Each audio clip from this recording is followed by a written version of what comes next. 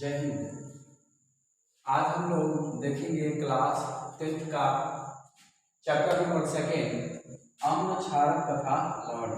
इसके पहले वाले वीडियो में मैंने आपको बताया था सूचक के बारे में कि सूचक क्या चीज़ होता है, और हम लोगों ने उसको बहुत ही अच्छे से समझा था कि सूचक क्या होता है, हम उस सूचक से कैसे अम्ल और क्षारक पदार्थों की पहचान करते हैं। आज हम लोग देखेंगे बारी बारी से अम्ल के बारे में, क्षारक के बारे में। तो आज हम लोग पढ़ते हैं अम्ल क्या होता है। सबसे पहले हम लोग पढ़ेंगे अम्ल क्या होता है। आपने देखा होगा कि गर्मियों के मौसम में जब भोजन पकता है तो कुछ घंटों के बाद उसके स्वाद बदल जाते हैं। वो भोजन या तो खट्टा हो जाता है या कड़वा हो जाता है। उसके स्वाद में जो बदलाव आता है वो अम्ल के कारण होता है या क्षारक के कारण होता है। आप देखते हैं कि कभी कभी कोई ऐसा व्यक्ति होता है कि कहीं जाता है खाना खाने के लिए और बहुत ही ज़्यादा खा लेता है, आवश्यकता से अधिक खा लेता है, जिसकी वजह से उसके पेट में अम्लीयता आ जाती है, एसिडिटी आ जाती है, और एसिडिटी आने की वजह से उसे बहुत प्रॉब्लम होती है। तो वैसे स्थिति में उस व्यक्ति को बेकिंग सोडा दिया जाता है। जो बेकिंग सोडा होता है वो एक तरह का क्षारक होता है, उसके शरीर में वो अम्लीयता को दूर कर देता है। अगर किसी व्यक्ति को अम्लीयता हो गई हो या एसिडिटी हो गई हो तो उसे नींबू का रस या खट्टा पदार्थ नहीं दिया जाता है। अगर हम उसे नींबू का रस या खट्टा पदार्थ देंगे तो उस व्यक्ति का जो दर्द होता है वो खत्म होने की बजाय और अधिक बढ़ सकता है, इसलिए उसे नींबू का रस या खट्टा पदार्थ नहीं दिया जाता है। आज हम लोग समझते हैं अम्ल के बारे में। अम्ल क्या होता है?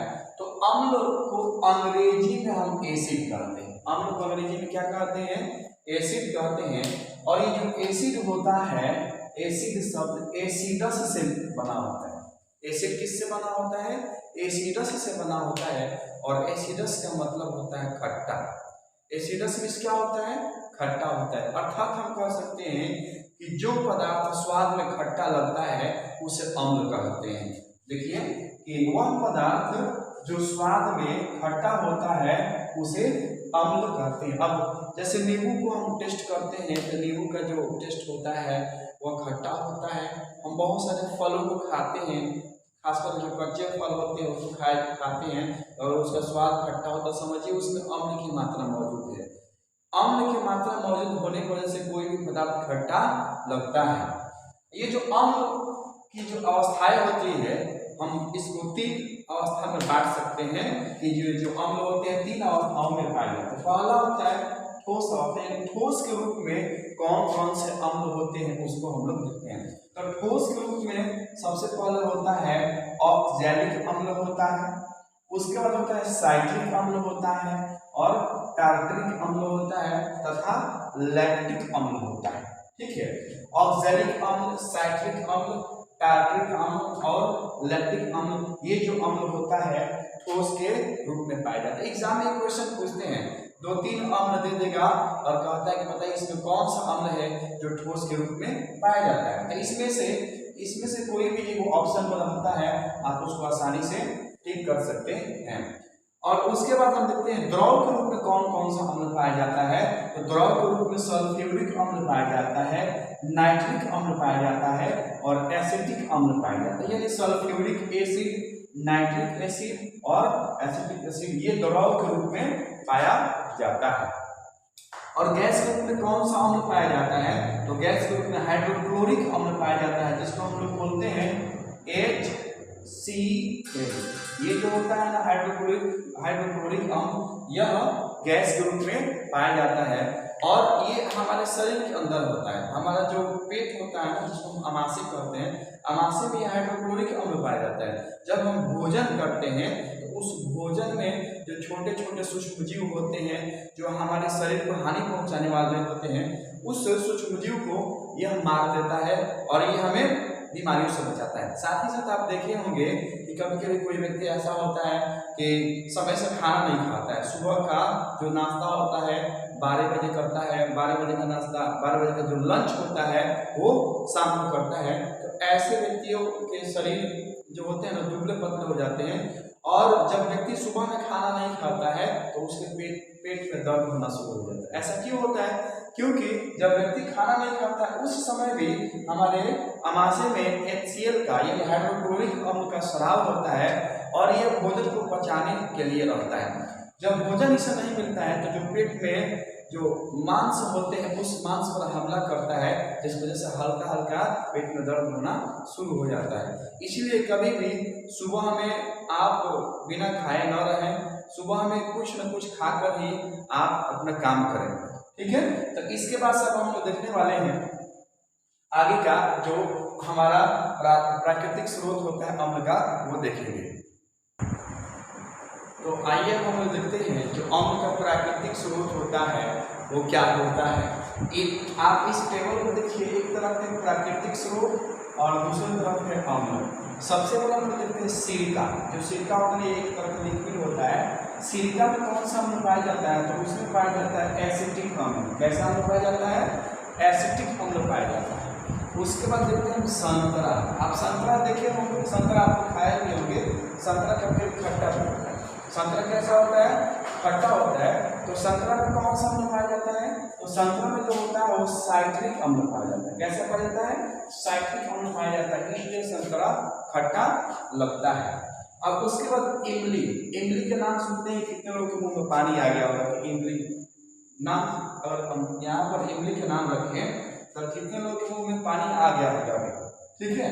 तो इमली जो होता है बहुत खट्टा होता है। क्यों खट्टा होता है, क्योंकि इमली में पाया जाता है टार्टरिक अम्ल। कौन अम्ल पाया जाता है, टार्टरिक अम्ल पाया जाता है। उसके बाद से देखिए दही। ये जो दही होता है ना, दही, तो दही को हम लोग खट्टा दूध भी बोलते हैं। दही कभी कभी आप रख देते हैं, ज्यादा देर तक हो जाता है उसको रखे हुए, तो उसमें लैक्टिक अम्ल बढ़ जाता है और लैक्टिक अम्ल बढ़ने की वजह से दही खट्टा हो जाता है। क्या हो जाता है, दही खट्टा। मैं आपको इमली के बारे में बता दूं कुछ और। ये जो टार्टरिक अम्ल होता है, आपने देखा होगा जो गुपचुप लोग खाते हैं, जिसको बोलते हैं पुचका, गुपचुप कहते हैं उसको।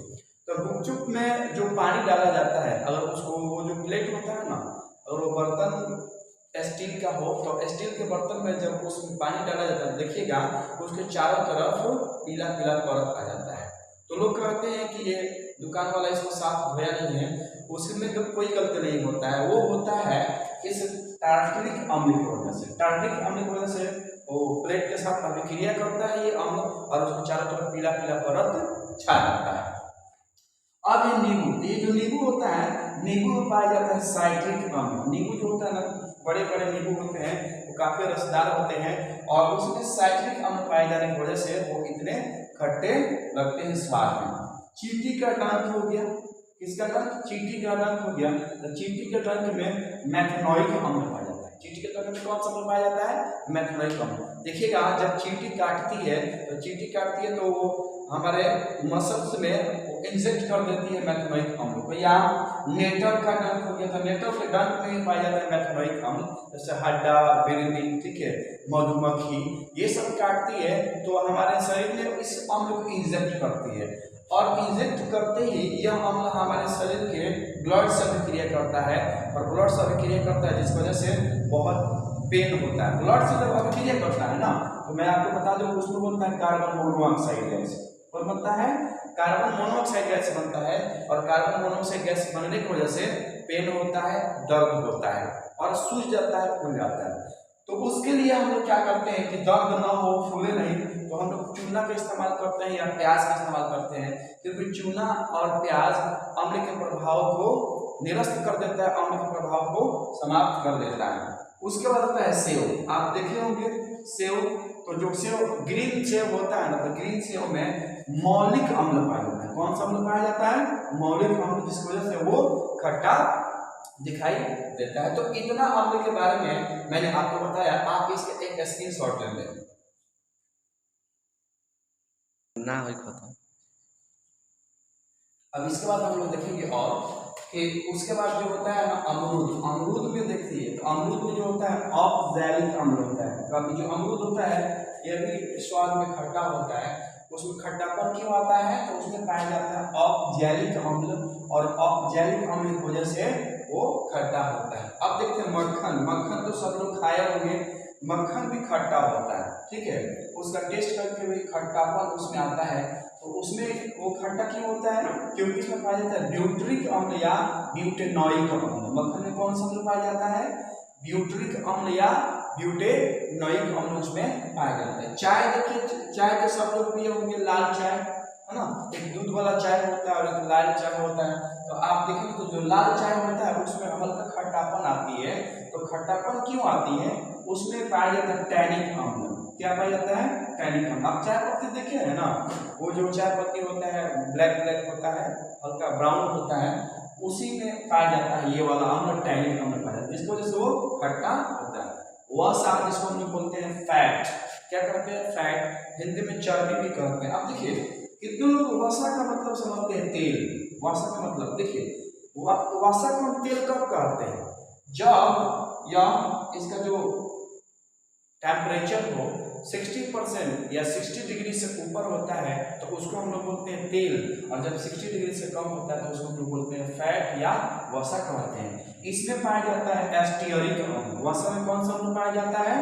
एस्टियरिक अम्ल पाया जाता है। उसके बाद देखिए प्याज, प्याज तो सब लोग देखे होंगे, प्याज में कौन सा अम्ल पाया जाता है? एस्कॉर्बिक अम्ल पाया जाता है। आप देखिएगा जब कोई व्यक्ति प्याज काटता है या आप भी कभी प्याज काटे होंगे, तो प्याज काटने से क्या होता है? ये एस्कॉर्बिक अम्ल बाहर निकलता है। कौन सा अम्ल बाहर निकलता है? एस्कॉर्बिक अम्ल बाहर निकलता है, जिसकी वजह से ये डायरेक्ट हमारे आंखों में पड़ता है और आंख में पड़ने की वजह से आंखों से आंसू आने लगते हैं, इसी अम्ल की वजह से होता है। ठीक है, उसके बाद पाया जाता है आंवला। आंवला में पाया जाता है एस्कॉर्बिक अम्ल। आंवला में पाया जाता है एस्कॉर्बिक अम्ल, इसका अचार वगैरह बनता है। मधुमक्खी का जो डंक होता है, मधुमक्खी के डंक में पाया जाता है मैथोनोइक अम्ल। कौन सा अम्ल पाया जाता है? मधुमक्खी के डंक में मैथोनोइक अम्ल पाया जाता है। इसका आप एक स्क्रीनशॉट ले लीजिए।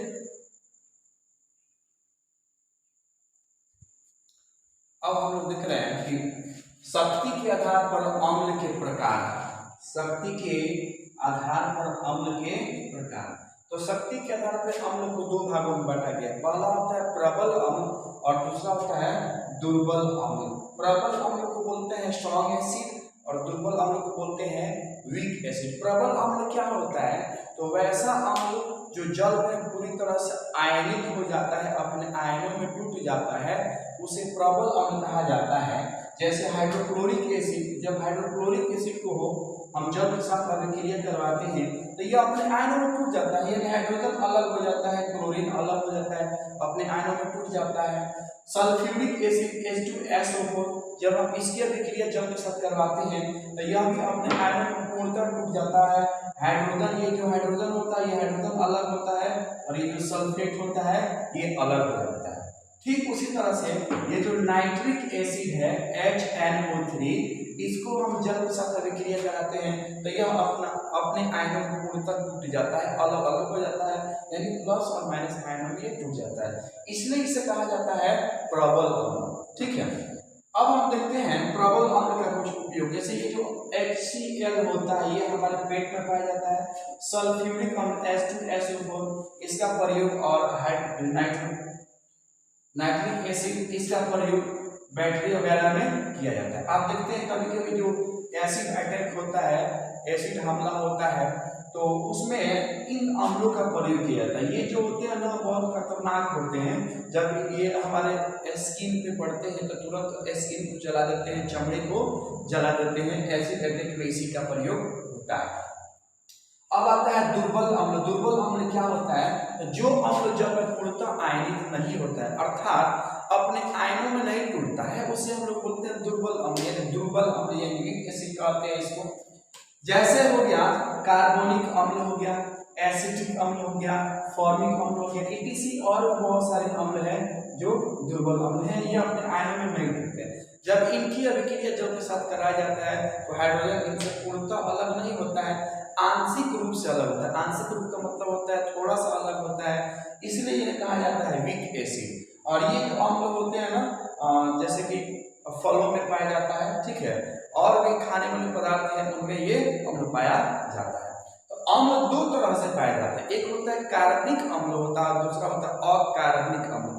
कार्बनिक अम्ल का मतलब कि जो जैविक स्रोतों से प्राप्त होता है, और अकार्बनिक का मतलब कि जिसको प्रयोगशाला में तैयार किया जाता है, जिसमें कार्बन की मात्रा नहीं होती है, उसमें उसको हम लोग बोलते हैं अकार्बनिक अम्ल। ठीक है, तो कार्बनिक अम्ल में जैसे कि आप देख सकते हो लैक्टिक अम्ल हो जाएगा, एसिटिक अम्ल हो जाएगा, फॉर्मिक अम्ल हो जाएगा, मेथनोइक अम्ल हो जाएगा। ये सभी क्या है, कार्बनिक अम्ल है, क्योंकि ये जैविक पदार्थों से प्राप्त होते हैं, जीवों से प्राप्त होते हैं। और सल्फ्यूरिक अम्ल हो गया, नाइट्रिक अम्ल हो गया, ये सब अकार्बनिक अम्ल होते हैं, क्योंकि इसको प्रयोगशाला में तैयार किया जाता है। तो आज की इस वीडियो में हम लोगों ने समझा अम्ल के बारे में, अम्ल की परिभाषा हम लोगों ने देखा, अम्ल का प्राकृतिक स्रोत देखा, और शक्ति के आधार पर अम्ल को कितने भागों में बांटा गया है ये देखा। इसके बाद से जब आप हम लोग मिलेंगे अगले वीडियो में, तो मैं आपको बताऊंगा अम्ल के बारे में, उसका भौतिक लक्षण क्या होता है, रासायनिक लक्षण क्या होता है, आर्हेनियस के अनुसार अम्ल की परिभाषा क्या होती है। तब तक आज के लिए इतना ही, मिलते हैं हम लोग अगले वीडियो में। जय हिंद, जय भारत। आप अपना ख्याल रखें और अपने माता पिता का ख्याल रखें। जय हिंद।